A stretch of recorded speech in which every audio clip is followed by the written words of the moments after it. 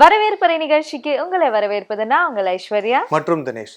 கல்வி காசாகி போய் கொண்டிருக்கிற இந்த காலகட்டத்தில் எல்லோருக்கும் கல்வி அப்படின்ற விஷயத்த தன்னோட அடிப்படை குறிக்கோளா வச்சுட்டு இருக்க ஒரு கல்வியாளரை தான் நம்ம சந்திக்க போறோம். ஸோ இன்னைக்கு நம்ம நிகழ்ச்சியில மீட் பண்ண போற கெஸ்ட் சன்பீம் ஸ்கூல்ஸோட சேர்மன் திரு ஹரிகோபாலன் அவர்களை தான். வாங்க அவரை சந்திக்கலாம்.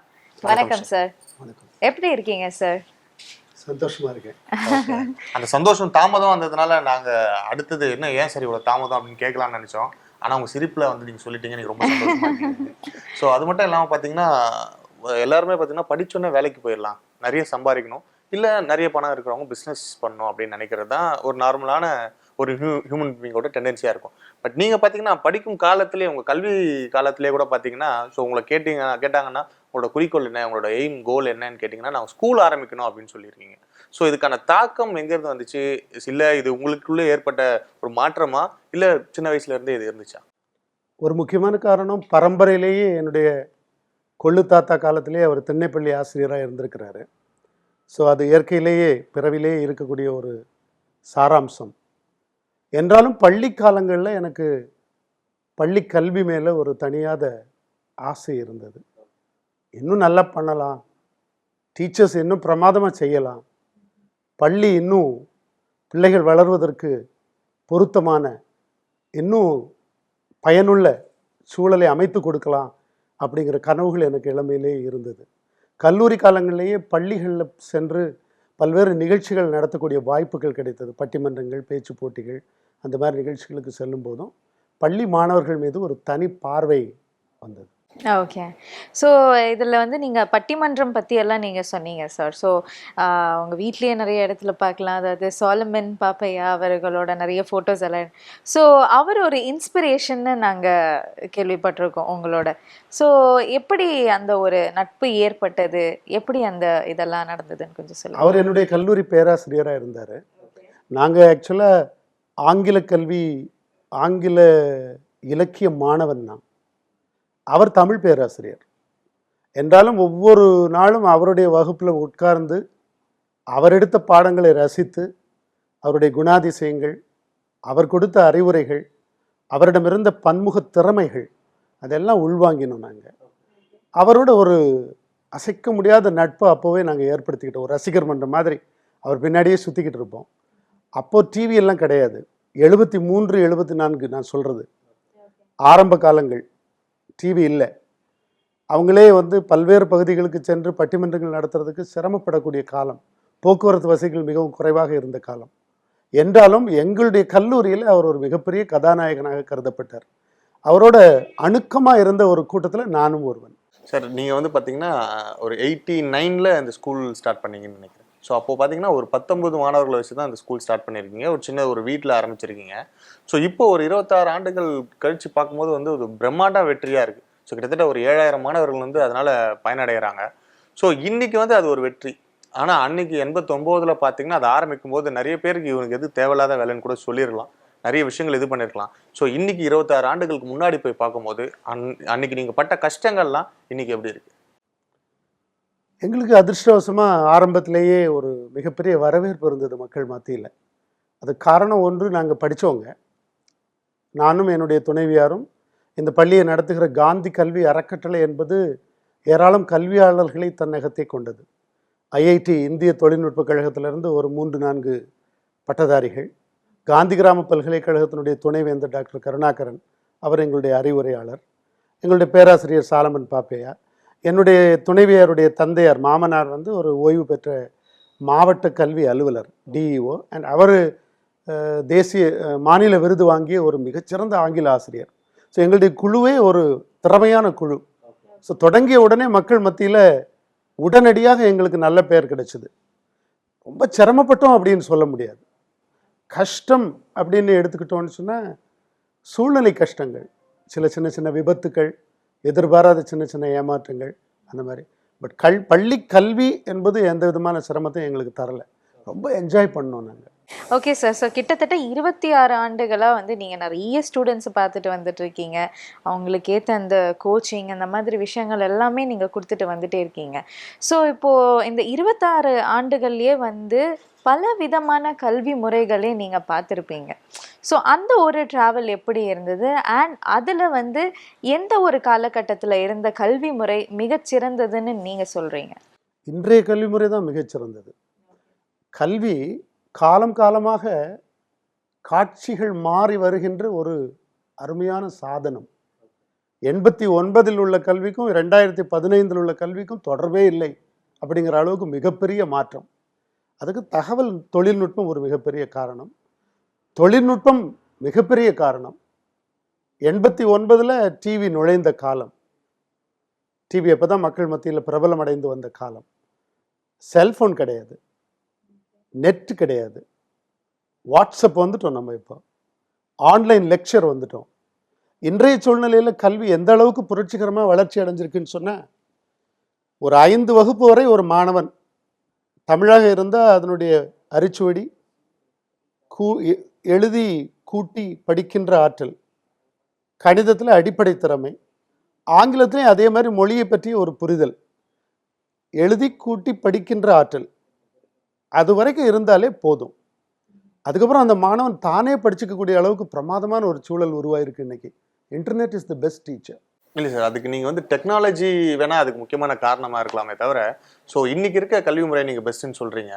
ஆனால் இன்றைக்கி வந்து மற்றவங்களுக்கு சொல்லிக் கொடுக்குற டீச்சர்ஸோட கல்வி முறை பார்த்தீங்கன்னா 20 வருஷத்துக்கு முன்னாடி இருந்த கல்வி முறையாளர்கள் தான் இன்றைக்கி சொல்லிக் கொடுக்குறாங்க.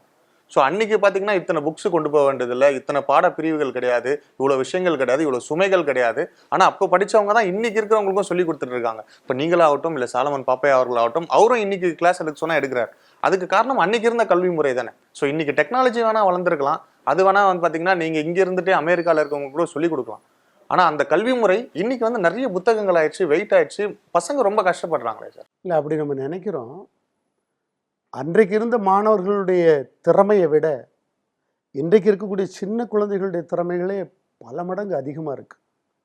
உள்வாங்குகின்ற திறமை, புரிந்து கொள்ளுகின்ற ஆற்றல், கற்பனை திறன், உலகம் முழுவதும், அதான் ஹோலிஸ்டிக் குளோபல் எஜுகேஷன், உலகம் முழுவதும் கல்வி பரவி கிடக்கு. இப்போ எங்கேயோ உலகத்தின் ஒரு மூலையில் இருக்கக்கூடிய செய்தி கூட உடனடியாக நமக்கு வந்து எட்டிடுது.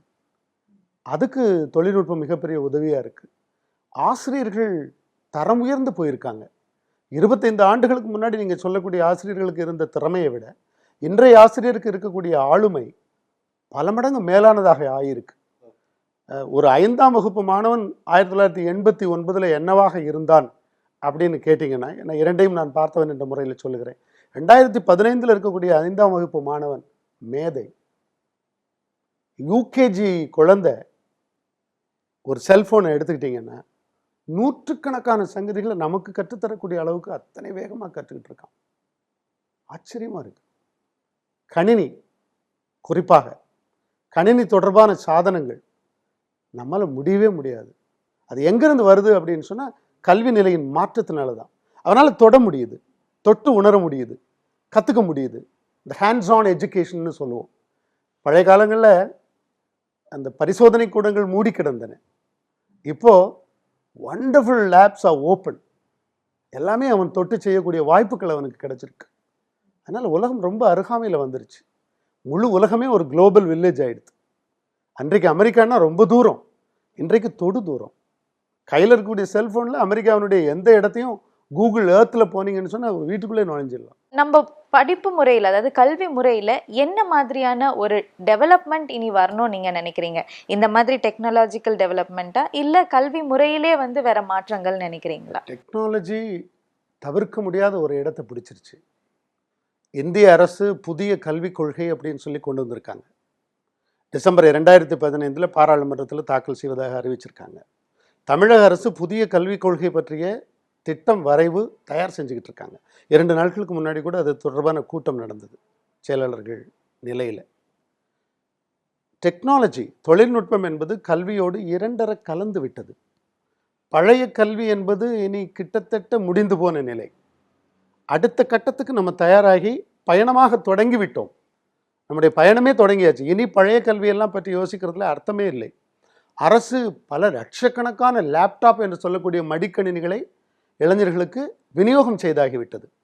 எல்லா மாணவர்களும், எல்லா இளைஞர்களும் கணினிகளை பயன்படுத்துகின்ற திறமையை எய்து விட்டார்கள் என்பதுதான் உண்மை. இப்போ அடுத்து என்ன நடக்க போகுது அப்படின்னு சொன்னால், ஆசிரியர்களுடைய வேலை குறையும். மாணவர்கள் தாமாக கற்றுக்கொள்ளுகிற சூழல் வரும். அதுக்கு உரிய அமைப்புகள், கட்டமைப்புகள், இன்ஃப்ராஸ்ட்ரக்சரல் ஃபெசிலிட்டிஸ் அரசே ஏற்படுத்தி தரும். இந்த RTE என்று சொல்லக்கூடிய ரைட் டு எஜுகேஷன் 2009 அறிமுகமான மத்திய அரசின் சட்டம் தெளிவாக சொல்லுது, பாரதம் முழுவதுமே எல்லா பள்ளிகள்லையும் என்னென்ன வசதிகள் இருக்க வேண்டும், அது எந்த மாநிலமாக இருந்தாலும் அப்படிங்கிறத பற்றி வரையறுக்கப்பட்ட தகவல்கள் கொடுக்கப்பட்டிருக்கு. அது கணினி என்பது தவிர்க்க முடியாது. கணினி கல்வி என்பது இன்றியமையாதது. எல்லா ஆசிரியர்களுக்கும் கணினியை ஆக்குகின்ற திறன் வேண்டும், பயன்படுத்துகின்ற திறன் வேண்டும். அதுக்கு உரிய பயிற்சியும் வழங்கப்படக்கூடிய நிலை தொடங்கியாச்சு. ஸோ பழைய மாதிரி அப்படிங்கிறது இனி இல்லை. புதிய யுகம், புது கல்வி. Okay sir. இப்போ பார்த்தீங்கன்னா வந்து குழந்தைகள் வந்து ஸ்கூலில் நிறைய விஷயங்கள் படிக்கிறாங்க. பட் அவங்க படிக்கிற ஒவ்வொரு விஷயமும் தியரியாக படித்து அவங்க வந்து எக்ஸாம்ஸில் எழுதுனா அவங்களுக்கு மார்க் ஓகே ஃபைனலி அவங்க வந்து தேவ் காட் திஸ் மார்க் அப்படின்னு டெலிவர் பண்ணிடுவாங்க. பட் என்னன்னா ஒரு ப்ராக்டிக்கல் நாலேஜ் எந்த அளவுக்கு வந்து ஒரு ஸ்கூல் கோயிங் கிட்டுக்கு வந்து இம்பார்ட்டன்ட், அண்ட் இந்த ப்ராக்டிக்கல் நாலேஜ் அவனை ஃப்யூச்சரில் எப்படி ஹெல்ப் பண்ணணும்னு கொஞ்சம் சொல்லுங்கள். இது ரொம்ப ஒரு எதிர்கால பார்வையோடு கேட்கக்கூடிய கேள்வி இது. கரெக்டாக அந்த காலகட்டத்தில் கேட்குறீங்க இந்த கேள்வியை. இப்போ அரசாங்கம் இதை ரொம்ப உணர்ந்திருக்கு. அதனால் எல்லா விதமான கல்வி முறையிலையும், அது ஸ்டேட் போர்டாக இருக்கட்டும், மெட்ரிக்காக இருக்கட்டும், ஆங்கிலோ இந்தியனாக இருக்கட்டும், சிபிஎஸ்சியாக இருக்கட்டும், ஐசிஎஸ்சியாக இருக்கட்டும், ஐஜிசிஎஸ்சி ஃபாரின் எஜுகேஷனாக இருக்கட்டும், எல்லா விதமான கல்வி முறைகள்லையுமே இந்த ப்ராக்டிக்கல் எஜுகேஷன் என்று சொல்லக்கூடிய அதான் learn to learn, learn to do, அதான் ஸ்லோகன். இப்போ கற்பதற்கு கற்பது, செய்ய கற்பது, அது கொண்டு வந்துட்டாங்க. உடனடியாக நான் உங்களுக்கு நிரூபித்து சொல்ல முடியல. நீங்கள் கேட்குற கேள்வியினுடைய அர்த்தம் அது எப்படின்னா, மக்கப் பண்ணுறாங்க, ஆன்சர் எழுதிடுறாங்க, மார்க் வாங்கிடுறாங்க, சீட் கிடைச்சிடுது, கோர்ஸ் கிடைக்குது, டிகிரி கிடைக்குது, வேலை கிடைக்குது, சம்பளம் கிடைக்குது. இதானே இப்போ உள்ள எஜுகேஷனல் ஃபார்முலா. நீங்கள் ரொம்ப புரட்சிகரமெல்லாம் பேசுகிறீங்க, பட் உண்மை நிலை அது அல்லவே அப்படின்னு நீங்கள் சொல்கிறது எனக்கு புரியுது. உண்மையிலே என்ன அப்படின்னு சொன்னால், ஒரு மாணவன் அல்லது ஒரு மனிதன் குறைந்தபட்ச அறிவு என்பதை பெற்றவனாக கருதப்பட வேண்டும் என்று சொன்னால் சில விஷயங்களை அவன் பார்க்காம படித்து ஆகணும். சில வாய்ப்பாடுகள் தெரிஞ்சாகணும். மொழியினுடைய எழுத்துக்களை பார்க்காம படிக்காமல் இருக்க முடியுமா? சில தத்துவங்களை பார்க்காம படிக்காமல் இருக்க முடியும். சில ஃபண்டமெண்டல் பிரின்சிபல்ஸ், டெஃபினிஷன்ஸ், சில ஸ்லோகன்ஸ், இந்த மாதிரி ஒரு குறைந்தபட்ச பார்க்காமல் படிப்பது மக்கிங் அப் தேவை. ஆனால் ஒரு டெக்ஸ்ட் புக்கையே பார்க்காம படிக்கிறது, மேத்ஸையே பார்க்காம படிச்சுட்டு போய் பரீட்சை எழுதுறது, அது கொடுமை. அங்கே தான் மூளை வந்து மழுங்கடிக்கப்படுது. சில பள்ளிகள், நான் எல்லாம் இப்போ 4000 பள்ளிகள் தனியார் பள்ளிகள் இருக்குது, 30,000 பள்ளிகள் அரசு பள்ளிகள் இருக்குன்னு சொன்னேன். விரல் விட்டு எண்ணக்கூடிய பள்ளிகளில் தான் புத்தகத்தையே பார்க்காம படிக்கக்கூடிய வேலை நடக்கும். ஸ்பெஷலிஸ்ட் ஸ்கூல்ஸ் என்று சொல்லக்கூடிய ஸ்கூல்ஸ். பொதுவாக முக்கால்வாசி பள்ளிகள்லையும் தரமான ஆசிரியர்கள் இருந்து நல்லா புரிஞ்சுக்கும்படியாக சொல்லி கொடுப்பாங்க. டெக்ஸ்ட் புக்ஸ் மாறப்போகுது, எக்ஸாம் பேட்டர்ன் மாறப்போகுது. வருகின்ற ஆண்டிலே இப்போ தமிழ்நாடு அரசு அறிவிச்சிருக்காங்க சென்ற வாரம், அடுத்த ஆண்டிலேயே பார்க்காமல் படித்து எழுதுவதுங்கிற பழக்கத்தை மாற்றி புத்தகத்தில் இருந்து என்று மட்டும் இல்லாமல் புத்தகத்தில் இருக்கின்ற அந்த செய்தி இருக்கே அது தொடர்பான வெளிக்கேள்விகள் கேட்கலாமா அப்படின்னு யோசிச்சுட்டு இருக்காங்க. ஓகே, அது நிச்சயமா செயல்பாட்டுக்கு வரும்னு நான் நம்புறேன். Okay sir. ஸோ இவ்வளோ நேரம் பேசுனதுலேருந்து பார்க்கும்போது மாணவர்கள் மீது வந்து பார்த்தீங்கன்னா நீங்கள் நிறைய நம்பிக்கை வச்சுருக்கீங்க அப்படின்றது உங்கள் பேச்சிலே தெரியுது. மாணவர்கள் தான் வந்து அடுத்த எதிர்காலம் அப்படின்ற ஒரு விஷயத்த நீங்கள் ஆணித்தனமாக நம்புகிற ஒரு ஆள். ஸோ அப்படின்னு இருக்கும்போது நீங்கள் ஒரு சிறந்த ஆசிரியர் அப்படின்றதுக்கு எந்தவித ஒரு இதுவுமே தேவையில்லை, உங்கள் பேச்சிலே தெரியுது. நீங்கள் பேசினாலே மாணவர்கள் வந்து உங்கள் அன்பால் கட்டி போடுற அளவுக்கு நீங்கள் வந்து ஒரு நல்ல ஆசிரியராக இருக்க முடியும்னு நினைக்கிறேன். ஸோ இது வரைக்கும் நிறைய மாணவர்களை, நல்ல மாணவர்களை கொடுத்துட்டீங்க. இன்னும் வருங்காலங்களும் பார்த்தீங்கன்னா நிறைய நல்ல மாணவர்கள் உங்களால் வெளியே வரணும் அப்படின்னு சொல்லிட்டு கேட்டுக்கிறோம். ஸோ இவ்வளோ நேரம் வந்து உங்கள் டைம் ஸ்பெண்ட் பண்ணதுக்கு ரொம்ப நன்றி. வணக்கம்.